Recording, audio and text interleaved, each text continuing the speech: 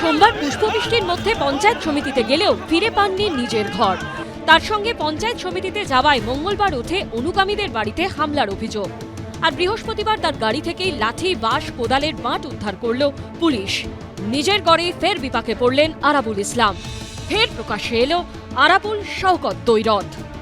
কয়েকটা প্লাস্টিকের লাঠি, আমি আবার বলছি, ঝান্ডা ছিল ফ্ল্যাগ লাগানোর জন্য, সেই সবগুলো দেখে এগুলো করা হয়েছে। কোদালের বাঁট দিয়ে তো পতাকা লাগানো যায় না, রড দিয়ে তো পতাকা লাগানো যায় না।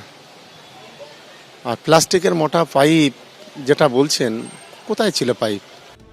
বৃহস্পতিবার সকালে গাড়িতে করে ভাঙড় 2 পঞ্চায়েত সমিতির অফিসে আসেন সভাপতি আরাবুল ইসলাম। অফিসের সামনে তার গাড়ি আটকায় পুলিশ। গাড়ি তল্লাশি করতে যাওয়ায় পুলিশের সঙ্গে বাকবিতণ্ডায় জড়ান আরাবুল। পুলিশ সূত্রে দাবি, গাড়িতে তল্লাশি চালিয়ে পাওয়া যায় 13-14টি কোদালের বাঁট, পাওয়া যায় প্লাস্টিকের পাইপ ও বাঁশ। ভাঙড়ে আরাবুল ইসলামের গাড়ি থেকে অস্ত্র উদ্ধারের অভিযোগ। যে বিষয়ে পুলিশের দাবি যে এই হচ্ছে আরাবুল ইসলামের গাড়ি, যে গাড়ি এসে পৌঁছায় এই পঞ্চায়েত 2 যে অফিস সেখানে, এবং সেই গাড়ি থেকে এইরকম কিন্তু একের পর এক যেগুলো পুলিশ ইতিমধ্যে বাজেয়াপ্ত করছে, একের পর এক যেগুলো দেখা যাচ্ছে যে কারোর হাতে পাইপ রয়েছে, লাঠি রয়েছে, বাঁশ রয়েছে, এমনকি যেগুলোকে দেখতে পাওয়া যাচ্ছে সেটা হচ্ছে যে কোদালের ব্যবহৃত যে বাঁট, সেই সব কিছু উদ্ধার হয়েছে। অফিসে ঢোকার সময় আরাবুল ইসলাম ও শওকত মোল্লার অনুগামীরাও জড়িয়ে পড়েন বাকবিতণ্ডায়। যদিও আরাবুলের দাবি, গাড়িতে শুধুমাত্র পতাকা লাগানোর পাইপ মিলেছে। কোদালের বাঁট নিয়ে প্রশ্ন তুলেছেন শওকত মোল্লা। কয়েকটা প্লাস্টিকের লাঠি, আমি আবার বলছি, ঝান্ডা ছিল ফ্ল্যাগ লাগানোর জন্য, সেই সবগুলো দেখে এগুলো করা হয়েছে। এতে কিচ্ছু যায় আসে না। যত মিডিয়া অপপ্রচার করে কারোর কিছু করতে পারবে না। আরাবুল ইসলামের নামে অনেক অপপ্রচার আছে, তাতে কোনো যায় আসে না। ভাঙড়ে অস্থিরতা তৈরি করা, এটা হচ্ছে মূলত উদ্দেশ্য এটাই। এই ভাঙড়কে অশান্ত করার এই পরিকল্পনা কেন? তাতে কি লাভটা হবে আরাবুল সাহেবের?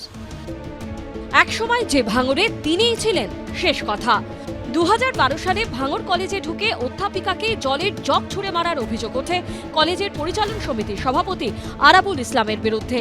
এই আরাবুলকে একসময় তাজা নেতা আখ্যা দেন মদন মিত্র। 2014 সালে 6 বছরের জন্য বহিষ্কার করেও 1.5 বছরের মধ্যে তাকে দলে ফিরিয়ে নেয় তৃণমূল। সেই দাপট এখন উধাও। ভাঙড়েই কোণঠাসা তৃণমূল নেতা। আইএসএফ কর্মীর খুনের ঘটনায় চলতি বছরের 8ই ফেব্রুয়ারি গ্রেপ্তার হন। প্রায় 7 মাস পর 3রা জুলাই জেল থেকে মুক্তি পান। হাইকোর্টের নিষেধাজ্ঞা থাকায় ভাঙড়ের বিজয়গঞ্জ বাজারে পঞ্চায়েত সমিতির অফিসে ঢুকতে পারেননি তিনি। আদালতের নির্দেশ পেয়ে গত সোমবার পঞ্চায়েত সমিতির অফিসে গেলেও ঘর দখল হয়ে যাওয়ায় বিডিওর ঘরে বসেছিলেন ভাঙড়ের শাসক নেতা। এই প্রেক্ষিতে শাসক দলের কোন্দল নিয়ে কটাক্ষ করেছে বিরোধীরা। এটা হচ্ছে ভাগবাটোয়ারার লড়াই, এবং কোনো সময় আমরা দেখেছি শাসক দল সুপ্রিমো একজনের হয়ে কথা বলেন, কোনো সময় আবার আরেকজনের হয়ে কথা বলেন। উনি ওনার সুবিধা মতো ব্যবহার করে তারপর ছুঁড়ে ফেলে দেন। সুতরাং ওনাদের নিজস্ব ব্যাপার। এবং ভাঙড়ে যে অশান্ত অবস্থা সে তো আমরা প্রায়ই দেখেছি। এখানে কিছু আলাদা করে বলার নেই।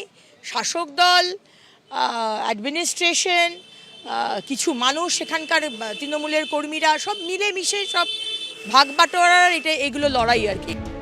পুলিশ সূত্রে খবর, শুক্রবার আদালত নির্দেশ দেয় সপ্তাহে 2 দিন সোম ও বৃহস্পতিবার পঞ্চায়েত সমিতির অফিসে যেতে পারবেন আরাবুল ইসলাম। সেই মতো এদিন তিনি অফিসে আসেন। তখনই তার গাড়িতে তল্লাশি চালিয়ে বাঁশ, লাঠি, কোদালের বাঁট, প্লাস্টিকের পাইপ উদ্ধার হয়। অশান্তি পাকানোর উদ্দেশ্যেই গাড়িতে করে আরাবুল এসব এনেছিলেন বলে অনুমান। পার্থপ্রতিম ঘোষ, রঞ্জিত হালদার ও শিবাশিস মৌলিকের রিপোর্ট, এবিপি আনন্দ।